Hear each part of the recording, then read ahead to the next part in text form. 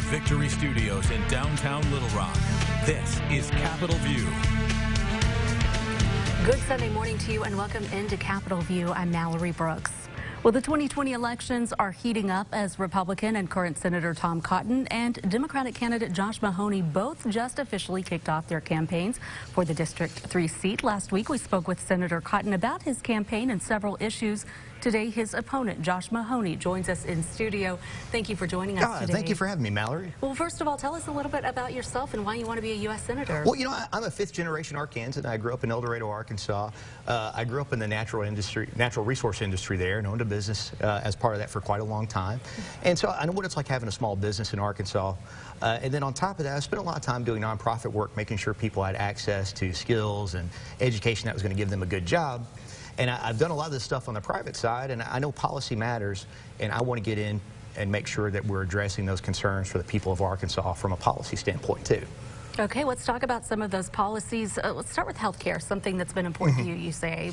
Yeah, absolutely. You know, Senator Cotton's voted 3 times to repeal the Affordable Care Act, and in Arkansas, we've got 1.2 million people with pre-existing conditions. So we need to make sure that, you know, that's over 1/3 of the population of our state, has those protections in place. But beyond that, I also want to make sure that we've got a public option extended through Medicare. You know, when I was at the Arkansas Single Parent Scholarship Fund, we'd hear stories all the time about a mom that was working 2 or 3 part-time jobs. She made too much money for any kind of aid, but she didn't make enough money to afford private insurance. So she was having to choose between feeding her kids and paying for her prescriptions. And every time she's going to feed her kids. So, you know, communities would have to come together, raise funds for her to get that medication because she's not going to be able to go back to work until she's well. And I don't want that to happen to anybody in Arkansas or anybody in this country in 2020 on. Let's talk about the campaign. Senator Cotton raising $1 million in the quarter ending on June 30th. You raised $110,000 at that time. Is it about money? Well, you know, money helps, absolutely, but money doesn't vote. You know, we were out visiting with people around the state, figuring out how we can better serve them. Now we've kicked our campaign off and we're getting much more engaged in fundraising. We're definitely going to have the funds to put on a very well-funded, competent campaign that will be a challenge and speak for the people of Arkansas and the issues that face them. One of the slogans we've heard on the campaign trail from you several times is putting the state and its citizens first. How would you plan to do that if elected? Well, you know, and this is a big reason I'm in the race, too. You know, I appreciate Senator Cotton for his military service, but since he's been elected, I feel like he's been in D.C. working for his corporate donors like Goldman Sachs and the Kochs, instead of working for the people of Arkansas. So I want to make sure that the people of Arkansas have an opportunity for a career where they live in the communities they grew up in and see a future for them there. And that means making sure people have access to trades, apprenticeships. You know, let's incorporate those in high schools and partner with our businesses and make sure there's concurrent college credit. So when someone graduates, they've got a trade that's going to pay for themselves and their families. They've got that college credit if they do decide to go on to college somewhere else. But we've taken care of this and we've made sure that our communities have a strong economy too. Let's talk about the crisis on the border, something that, you know, everyone is talking about and we'll continue talking about leading up to the 2020 elections. It's a complicated issue. It's hard to say what is the solution, but what is a solution at this point? What could be done? Well, you know, it's a complicated issue. There's a lot of different facets to it. You know, we've got people that are fleeing situations where they're trying to get away from violence and poverty and disease and things like that. And I think in those situations, we need to make sure that we have the resources to process asylum claims quicker so that people that are eligible for asylum can come in, but the people that aren't, we need to treat them with dignity and help them get back home. On the other hand, we need to modernize our borders, update our security, modernize our ports of entry with technology so we can monitor and make sure our borders are secure and keep the bad people out. Anybody that's coming to this country to do harm, that's trafficking in guns, trafficking in people or drugs, we need to make sure they stay the heck out of our country. Let's talk about the death penalty with a recent announcement of executions being announced, one of them with ties here to Arkansas. Are you in favor of those executions, including the one here in Arkansas? You know, I need to look a little bit closer to the one in Arkansas. I'm not opposed to the death penalty. I will say I'm soft on the death penalty, though. You know, there are people in the world that are irrational, and they're heinous. To put it bluntly. And I see no problem with the death penalty being implemented in those situations. I also think as a civilized society, though, we need to look deeply when we make those assessments. But I do trust the rulings of the judges in this situation. So you are in favor? I think our judges do a good job. Okay. Yes. What else do you want Arkansans to know about yourself as you head out on the campaign trail? You know, I want everybody that has an opportunity to see me, please come do it, because I'm going to do my best to see you. I want to know what I can do to be a great representative for everyone in Washington, D.C., to make sure that people have access to health care, to make sure that people see a future for their children in their communities that they grew up in, and to make sure that people know they're going to earn a wage equal to their hard work. And also just to build that trust so, you know, if you need something, I've got your back, because that's what I'm here for. Okay, and knowing it is an uphill battle when it comes to finances, when it comes to money raised, what is your plan to defeat, if you did defeat Senator Tom Cotton? Oh, when we defeat Tom Cotton, you know, we're going to run this campaign off of small dollar donors. You know, our average donor has actually been about $33, which I love when you look at the amount of money that we've had coming in. This is driven by individuals and grassroots power. And this is going to probably be the highest turnout election that we have ever seen. And that's including Arkansas. And we're going to work to make sure that we turn out our communities, that we build a new voter universe too. And, you know, the people are there. If we do our job, we're going to win. Okay, before we go this morning, you know, it has become no secret. It's very divisive right now in politics, in Congress, on Capitol Hill, and just really between neighbors, it seems like now. How do you bridge that gap? How do people start coming together? Well, you know, I tell you, in Arkansas, we're some of the friendliest people in this country. We're hardworking, we're faithful, honest people, we're practical. And even though we might feel a little divisive at times, I promise you, if you're on the side of the road and you need help, doesn't matter the person's political affiliation, they're going to stop and help you. And that's the faith I have in Arkansans. That's who I know we are. And when we get to D.C., we're going to work with everybody. I'm not here to find the Washington solution. I'm not here to find the Republican solution. I'm not here to find the Democratic solution. I'm here to find the solution for Arkansans. Josh Mahoney, thank you so much for joining us. We appreciate you for being here on Capitol View on this Sunday morning. Thanks so much, Mallory. I appreciate it. And we did interview Senator Tom Cotton on last Sunday's show. You can find that interview on our website right now. Coming up, the Arkansas Scholarship Lottery turns 10 this year. Hard to believe. Lottery Director Bishop Woosley joins us in studio. Coming up, you're watching Capitol View on Sunday morning.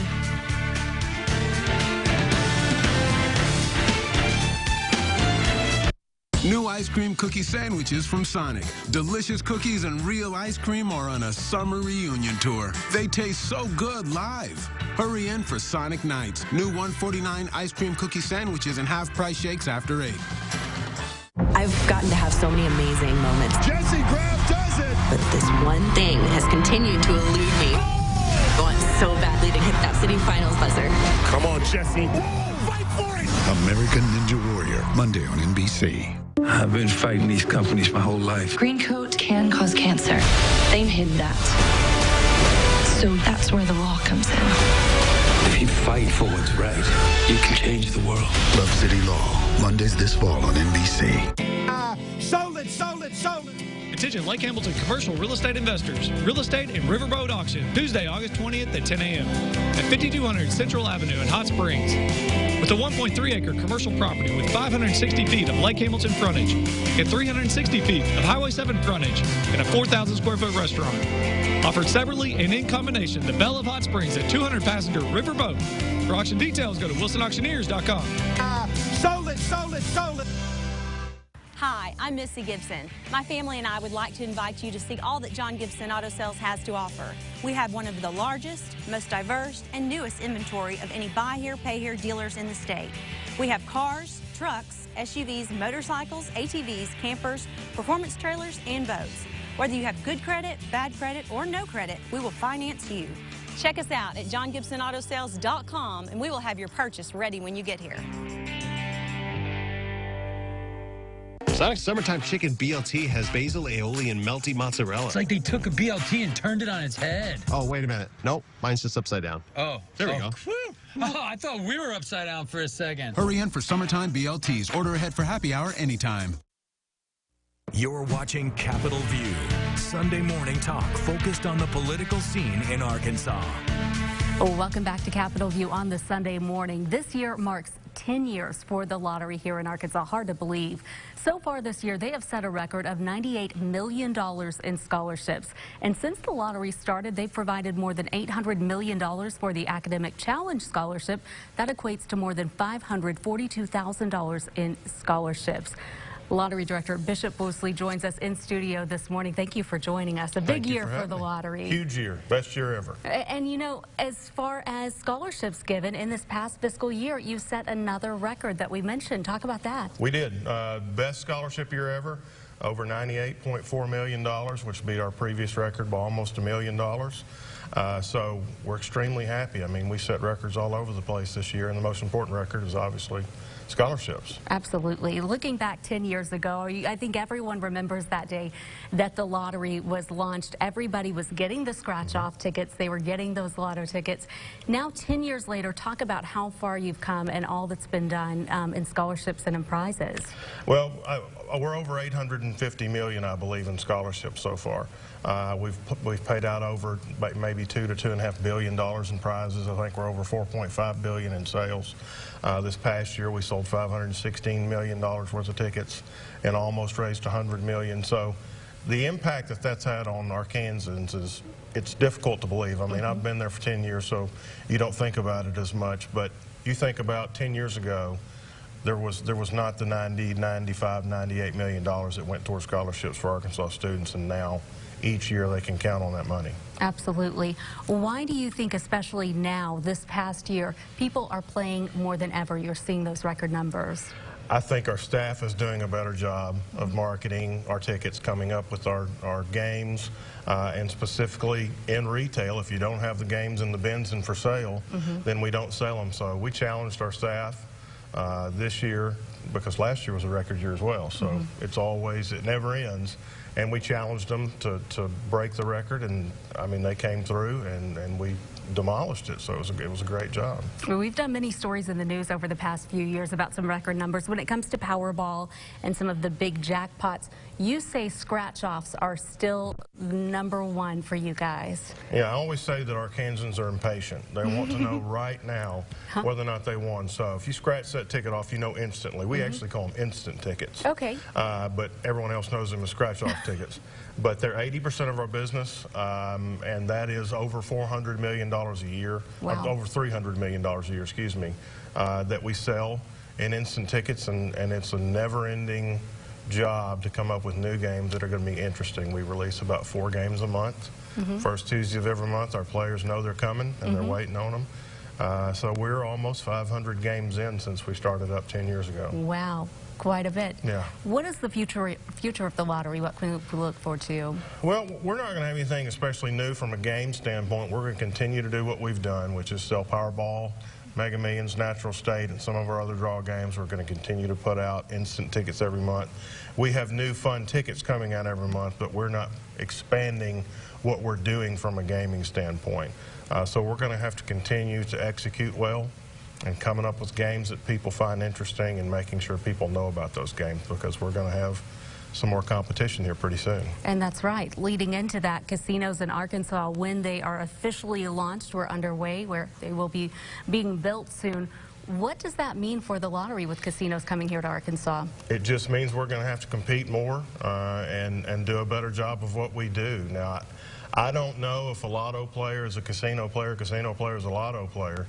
But you have to think that there is just so much discretionary money to go around, and that if these casinos open, it's going to impact us in some way or another. There's also a lottery opening in Mississippi in November, so there's another thing that we have to compete with. So we'll see. You know, we're affected by rainstorms. I mean, we're affected, you know, if people don't get out of their house, or they go to the movies, or they go to shop before school, we feel it. So it's a never-ending process to compete against all these other things that people want to spend money on. You know, looking back at the 10 years, past 10 years with the lottery, we've seen a lot of success, a lot of prizes, a lot of scholarships. Talk about some of the challenges along the way. Well, the biggest challenge is just remaining relevant. One of the things about lottery is that, you know, we're not mobile, we're not on your phone, and we're always competing with trying to get a younger demographic to play lottery. I mean, lottery is kind of a game that older players play. And so we've got to find a way to make it exciting for those who are 25 years old or 30 years old or even 46 like me, where I'm on my phone constantly. You got to be where the player is, and it's difficult because we can't sell online, we can't sell via mobile to remain relevant, and that is our greatest challenge, the industry's greatest challenge, is to remain that way. And some states have gone to mobile, but right now it's not anything that we can do. Interesting that you talk about the players maybe a little bit older. The people who benefit are the younger people who get those scholarships. How much does it mean, you're a father, how much does it mean to see so many kids get thousands of dollars in scholarships for this? It is great. One of the fun things about my job is I get to go out and give speeches to civic clubs, and we go out and give out checks at Razorback football games and ASU games, and you get to talk to the students and you get to talk to the parents, and you get to see how grateful they are and what a huge difference it made in them having to have student loan debt or whether or not they could go to a 2- or 4-year school. It's very gratifying, and it's a big part of what we do. It's all we do, but it's a big part of the enjoyment of this job is meeting those people. How has it been over the years just to see how much it's grown, to see how much Arkansans have really held on to the concept and really run with it? It's very rewarding. I think the one thing that Arkansans flock to is if you play, hopefully you'll win. But if you don't, that money is going towards a student's scholarship. It's not going to a private entity. It is going towards a good cause. And over 10 years, you would have to think that someone's either won, or they're a retailer and they've been paid a commission for selling our tickets, or they're a student, or the mother of a student, or father or aunt. Someone has been touched by this lottery over 10 years, and we've got 5 or 6 classes of graduates. And so I think people are a lot more accepting of it now and recognize the good things that come from it than they were to begin with. And that was always our challenge, and I think we've gotten there. We're going to stay there now. That's right. Hard to believe it's been 10 years. Seems like it was yesterday. It feels like 20, to be honest with Sometimes it does feel like 20. Bishop, thank you so much. We appreciate you for joining us on Capitol View. We are back to wrap it up right after this. You're watching Capitol View on Sunday morning. Leave behind the day's distractions. Unplug from the daily grind. Get instant relaxation with a hot spring spa from Townley. Come see our 17 spa showroom and even take a test soak. Townley Pool and Spa is a Big Green Egg Platinum dealer. We have all the great accessories for your egg. Hot Spring Spa, Big Green Egg. Ah, Townley. Did you know minorities are 1.4 times more likely to be obese? This epidemic of obesity can be slowed with a simple lifestyle change. By cooking with love and eating in as a family. Cooking at home is healthier, less expensive, promotes family togetherness, and helps prevent heart disease. So cook with love. Eat in tonight. Go to southern8fried.org for meal plans and healthier alternatives to preparing Southern-style foods and begin your transition to healthier living.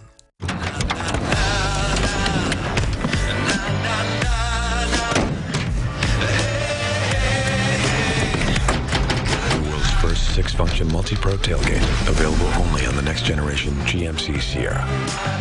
Step up to GMC and get over $10,000 total value on this next generation 2019 Sierra Crew Cab SLT.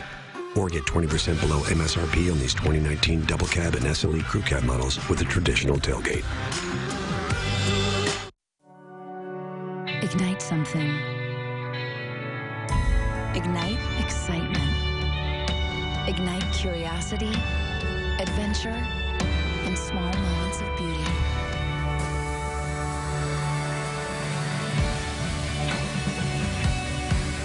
Only the perfect cut unleashes a diamond's power to ignite hearts on fire.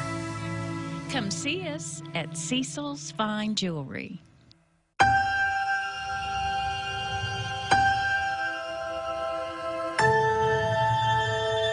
At Kroger, we're eliminating waste to zero to reduce hunger to zero.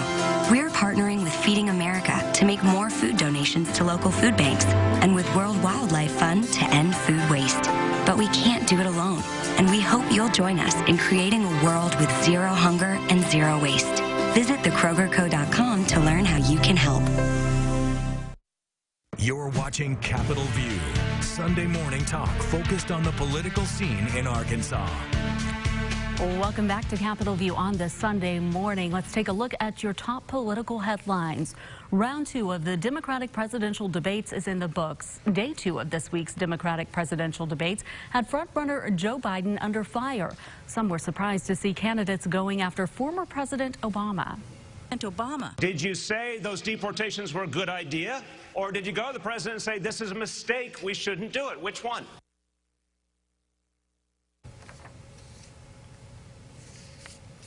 Well, the next debate in September holds stricter qualifying standards and could take place on just one night.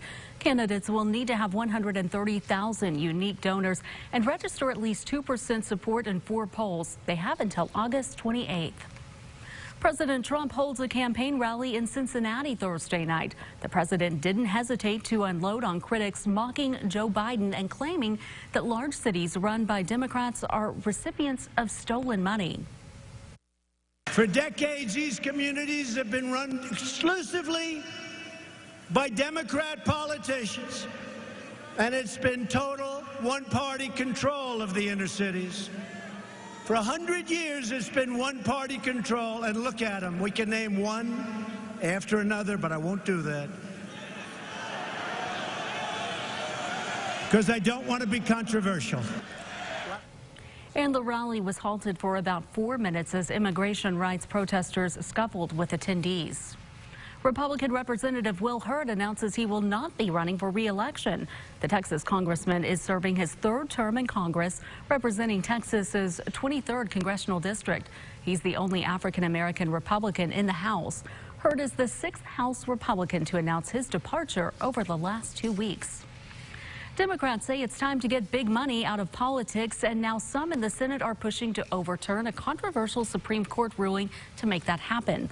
Last week, they introduced a constitutional amendment to undo the Citizens United Supreme Court decision. But as Washington correspondent Trevor reports, it's a move that is largely symbolic. And we're here today to take our democracy back. Democratic Senator Tom Udall says the country needs a constitutional amendment to get big corporate money out of politics. The big money interests are buying our democracy. Standing in front of the Supreme Court, Udall and other Democratic senators called for the passage of the Democracy for All amendment. Few decisions in the 200 and some odd years of this republic have threatened our democracy like Citizens United. Citizens United was a 2010 Supreme Court decision that corporations have the same right to free speech as individuals. It paved the way for large corporate donations to flow nearly unchecked into political campaigns. Democrats say much of that is dark money from unknown donors and sometimes from overseas. This idea that the wealthy and powerful can control our government and have far more say than the average citizen is eroding faith in this great and grand democracy. But a constitutional amendment requires support from at least 2/3 of the House and Senate, then must be ratified by 3/4 of the states. Constitutional amendment is a long shot. Are you confident that you can get that? Is this more of a symbolic? I'm confident that the people of this country are overwhelmingly on our side. And while an amendment like this probably goes nowhere, supporters here say they'll continue to push for its passage. Reporting in Washington, I'm Trevor Shirley. Trevor, thank you. Representative Ilhan Omar of Minnesota releasing a photo of herself and House Speaker Nancy Pelosi in Ghana. The still was taken Wednesday and shows Pelosi and Omar at the door of no return, where millions of Africans took their last glimpse of their homeland before being shipped to the New World. Accompanying that photo, Omar said on Twitter, she said, quote, "They said send her back, but Speaker Pelosi didn't just make arrangements to send me back. She went back with me. So grateful for the honor to return to Mother Africa with the Black Caucus and commemorate the year of return." Pelosi said she was humbled by the visit. Maryland Senator Ben Cardin says he wants to end racial and religious profiling carried out by law enforcement officers across the U.S. He introduced a bill that would ban discriminatory profiling by federal, state, and local law enforcement nationwide. It would also provide police departments with resources for training, along with grant money for the development of best policing policies to discourage profiling. Washington correspondent Morgan Wright reports. Civil rights advocates joined Maryland Senator Ben Cardin on Capitol Hill to call for an end to police profiling. Numerous studies have demonstrated over the past few years that racial and religious profiling is all too prevalent throughout law enforcement today. A recent Stanford University study of more than 90 million traffic stops across the U.S. found black drivers are 20% more likely to get pulled over than white drivers. We want effective policing. We want our communities safe and secure. But Hillary Shelton with the NAACP says discriminatory policing must be addressed. Shelton says legislation introduced by Maryland Senator Ben Cardin is a step in the right direction. It would be illegal at any level of law enforcement. Federal, state, local, auxiliary. Cardin's bill would provide police departments around the country with resources for training and grant money to develop programs that discourage profiling. Cardin says he's heard the stories of racial profiling from his black constituents, and he says there is a startling and chilling contrast between how black and white families describe their relations with law enforcement. The fact that if you were a minority, male particularly, you were much more suspect to be harassed by law enforcement. Senator Cardin says this bill should have been passed a long time ago. In Washington, Morgan Wright. Morgan, thank you. And we were back to wrap up Capitol View right after this. You are watching Capitol View on a Sunday morning.